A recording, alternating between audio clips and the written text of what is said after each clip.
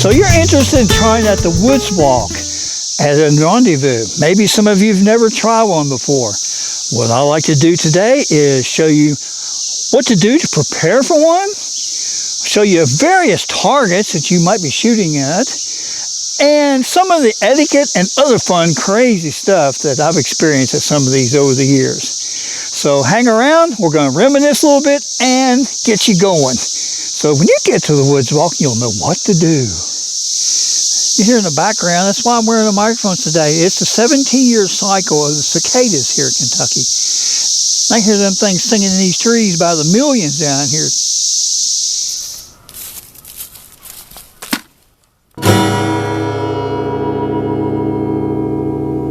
Hearing and eye protection is strongly recommended.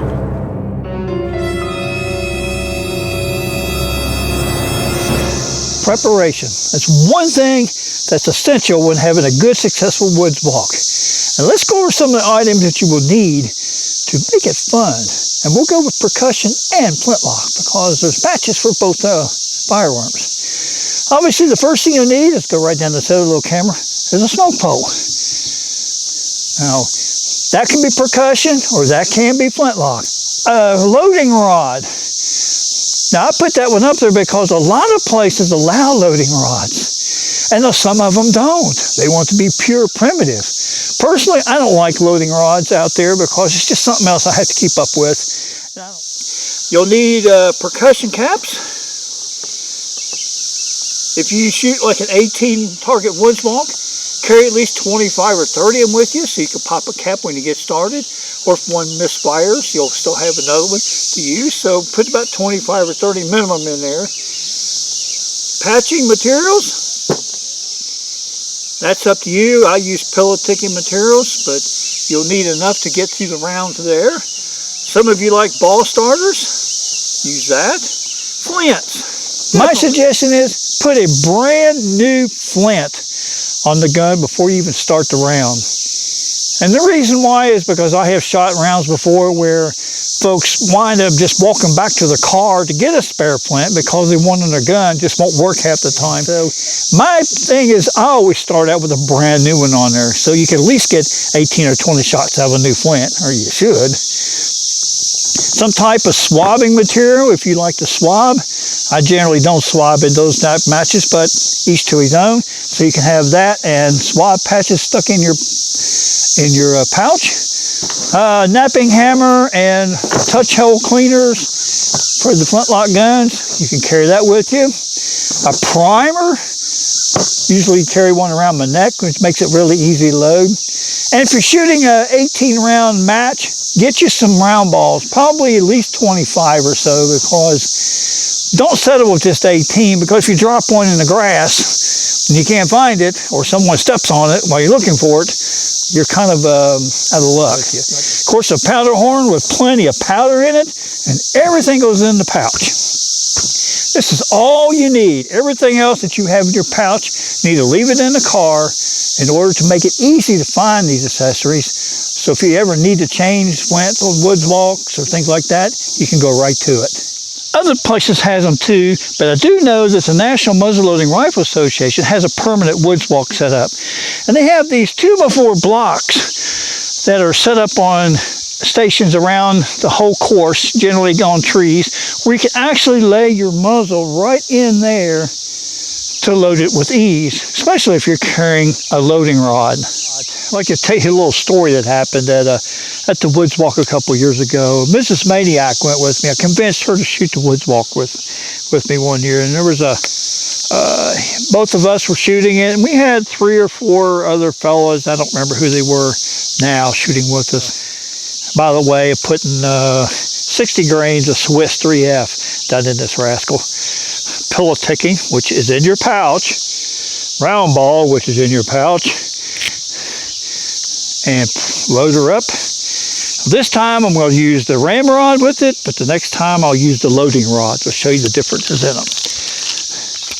But anyway, back to the story. We were on the 3rd or 4th target out, and there's a logging chain hanging across between 2 trees, and I think it's probably 25 yards away. But Mrs. Maniac hit that chain with her Traditions Woodsman Hawken cap gun and broke the end of it off, and it fell on the ground. And she was terrified that they were going to kick her out of the event because she broke that chain. And we just kind of laughed about it. Don't think anything of it. This happens all the time. And we just went back up to the front. We got one of the range officers or the guy in the shack to come back up, and he brought a pair of pliers and wired up some wire or something to it, got it right back into action. So the point I'm getting at with that little story is, if you break something at the event, just tell the range officers or whoever is running the event. They have extra wire. They've got wireman pliers and extra pieces of chain and bolts and nuts and stuff to fix these things. And if you look at the target I have down there, it's kind of a middle-sized zoo critter. A lot of events will have those out at 30 or 35 yards at the most, because they would like for you to hit a few of these targets. The way the ideal Woodswalk should be set up, if you have 18 targets, 6 of them should be so anybody can shoot them. 6 of them should be kind of mediocre, so somewhat good shooter but not a perfect shooter can hit them. And you ought to have 6 of them that's pretty challenging for the good shooters. And that way, if you split all those targets up and hang them on the course, then you have something for everyone. And that's the name of it. It has something for everyone to shoot to have a good time. All right, let's get this zoo critter maybe. No, let's go for it. Whoa, baby! Spank that old boy. And the range rods are generally pretty much accepted everywhere. I don't know of any place that doesn't, unless it's a very primitive type shoot. You could take this big old monster rod, which the good part about using this thing is they are heavier, and it don't take much effort to put the ball down with that one. Now the range rods, you can set them up against those posts like I showed you a few minutes ago. That's perfectly permissible. All right, let's get that zoo critter again. Come on, baby. Whoa!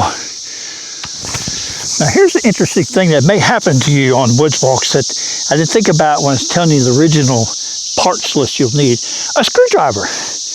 Because look what's happened to my flint. It's got a little cockeyed. So that means while everyone else is shooting their turns, I'm over here loosening up the jaw screw and realigning the flint. Here's an example of a mediocre target. You can see I got a 4-inch gong down there, it's probably 20 yards away. At the Pioneer Flat shootout last year, I hung this thing between 2 trees on the other side of a creek, and those guys had fun shooting that thing. You shot it right between the... Hey, there you go. Yeah, I got it. There we go. Billy. Whoa! Whoa! Whoa! Wow! Had to time it. It's my turn now. See if I can hit it again. Maybe. If I'm lucky.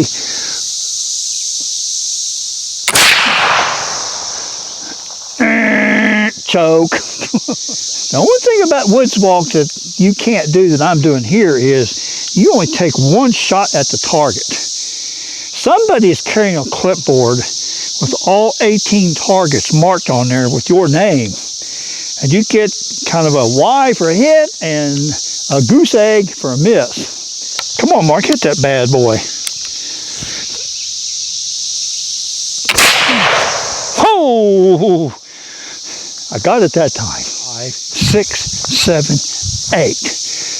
That's 3/8 is 24. So about 25 feet would be this next target. And that's about right, because if you'll notice it closely, it is a round dot, about 3/4 of an inch, and you must hit the dot in order for it to count. Can we do it this time? Number 1.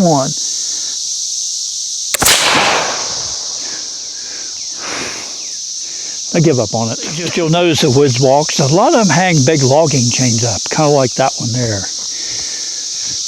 I'm a little closer than most of the chains would be. Most of them would be probably 25 yards out. I'm only about 10 away. So, I'll tell you what. Let's just move it back to 25. I'll just grab this old camera. We'll go back here to 25, or roughly that. Now it's about that far away. Oh, we got the challenge on now. Can we do it?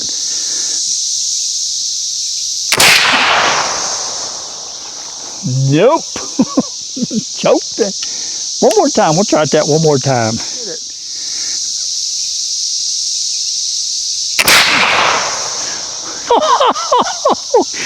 Yes, I got it that time. Oh, baby.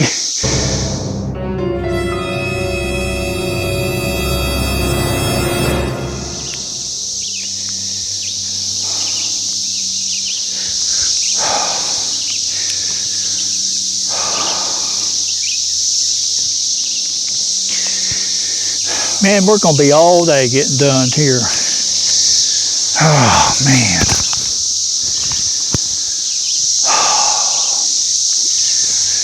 Can't you load that thing any faster than that? You're always the last one out here to shoot.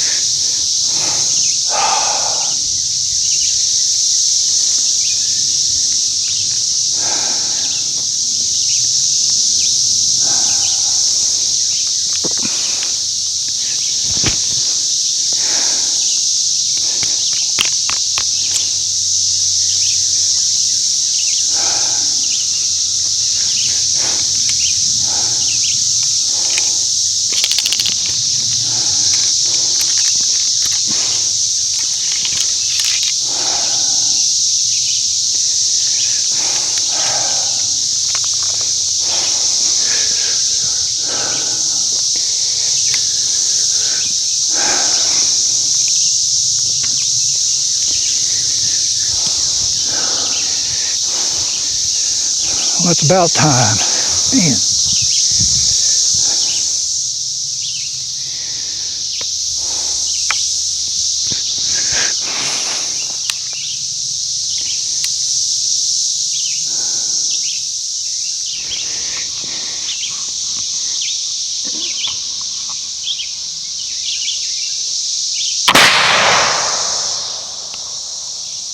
It's just proper etiquette to not do things like you just saw.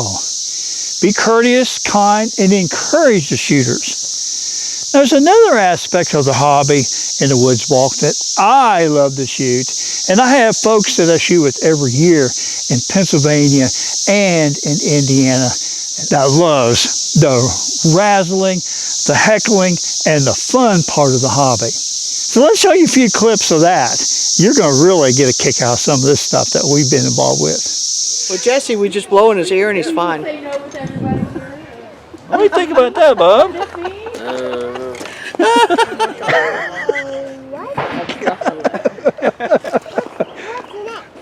Oh, where's Rich's rod? Go get him all tore up here in a minute.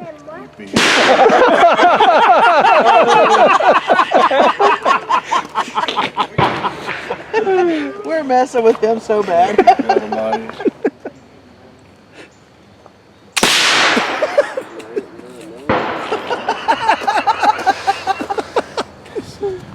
little bit to the right, it felt like. One of the girls can Have one of the, yeah. Six. Listen, why don't you count the 6 for us? With like 101, Come here, up here. 102, 103 consistently. Come here. And up here. 6 you can't shoot anymore. Yep. Go. Yeah. 1001. Hey, come on, Jerry. 1002. Come on, you're so strong. Come on, buddy. 1004. 1005. 1006. 1007. 1008. 1009. 1010. 1011. 1012. 1013. 1014, 1015, 1016, 1017. Good shot. Yeah, good shot, Cyril. Hold on. I gotta put another stone in. Jerry, that's making me feel better. Oh, you're good, man.